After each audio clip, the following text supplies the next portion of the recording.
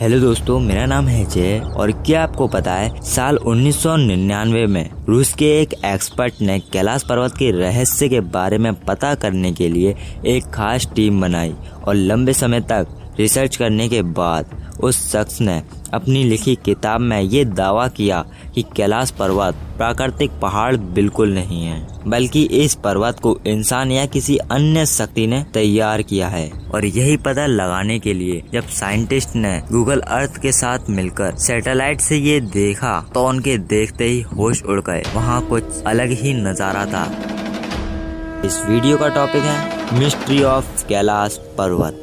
इसके लिए हम शुरुआत से शुरू करते हैं। हिंदू धर्म में कैलाश पर्वत को पवित्र माना जाता है क्योंकि हिंदू धर्म के ग्रंथों और पौराणिक कथाओं में ये कहा गया है कि ये कैलाश पर्वत भगवान शिव का निवास स्थान है और आज भी वो अपने परिवार के साथ इस पर्वत पर रहते हैं। हालांकि दूसरे धर्मों में इस पर्वत को लेकर अपनी अलग मान्यताएं हैं। तिब्बत में रहने वाले बौद्ध धर्म के अनुयायियों का ऐसा मानना है कि बौद्ध भगवान के अलौकिक रूप डेमचौक इस पर्वत पर रहते हैं, इसलिए ये पर्वत उनके लिए भी पूजनीय है। दोस्तों, कैलाश पर्वत तिब्बत में है और इसकी ऊंचाई 6600 मीटर है, जबकि दुनिया के सबसे बड़े पर्वत माउंट एवरेस्ट की ऊंचाई 8848 मीटर है और इसके पीक पर जाते जाते ऑक्सीजन की मात्रा कम हो जाती है। फिर भी 7000 से ज्यादा लोग इस पर्वत पर चढ़ चुके हैं, लेकिन कैलाश पर्वत की हाइट माउंट एवरेस्ट की हाइट से लगभग 2000 मीटर कम है और यहाँ ऑक्सीजन की कोई प्रॉब्लम नहीं है। फिर भी इस पर्वत पर कोई भी चढ़ने में सफल नहीं रहा। चढ़ने की बात तो छोड़ो,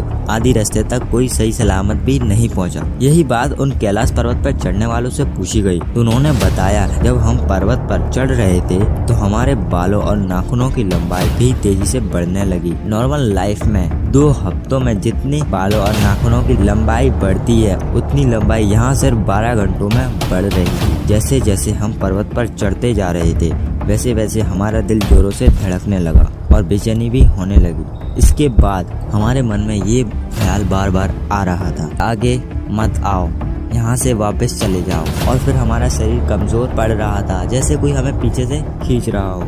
इसलिए हम आधी रास्ते से ही वापस आ गए। और फिर इस घटना के बाद कैलाश पर्वत का रहस्य और भी ज्यादा बढ़ गया।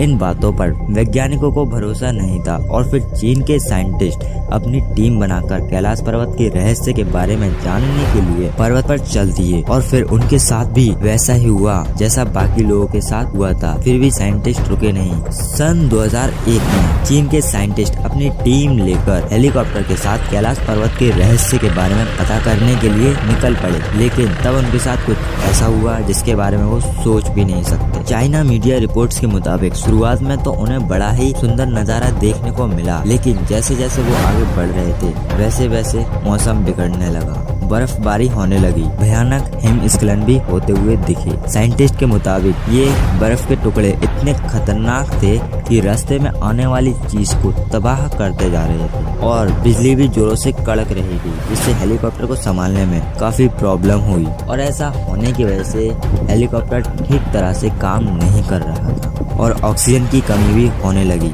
जोरों से दिल धड़कने लगा और मन में एक ख्याल बार बार आ रहा था, चलो वापस चलते हैं। लेकिन फिर भी वो लोग धीरे धीरे आगे बढ़ रहे थे। तभी हेलीकॉप्टर के नेविगेशन सिस्टम और रडार ने भी काम करना बंद कर दिया था और इसके बाद में उन्होंने अपने मिशन को वहीं रोक दिया और वापस पीछे चले गए, क्योंकि हेलीकॉप्टर की हालत बहुत खराब हो चुकी थी, वो कभी भी क्रैश हो सकता था। और फिर उसके बाद सन 2001 से ही कैलाश पर्वत पर जाना बैन हो गया, क्योंकि कई धर्म के लोग उस पर्वत को पवित्र और पूजनीय मानते थे और अब भी उस पर्वत पर कोई नहीं जा सकता है। और साइंटिस्ट को अभी भी पता नहीं चला कैलाश पर्वत के रहस्य के बारे में। और फिर साल 2015 के बीच एक बार फिर अमेरिका अंतरिक्ष एजेंसी नासा ने गूगल अर्थ और सैटेलाइट द्वारा कैलाश पर्वत पर रिसर्च करने की सोची।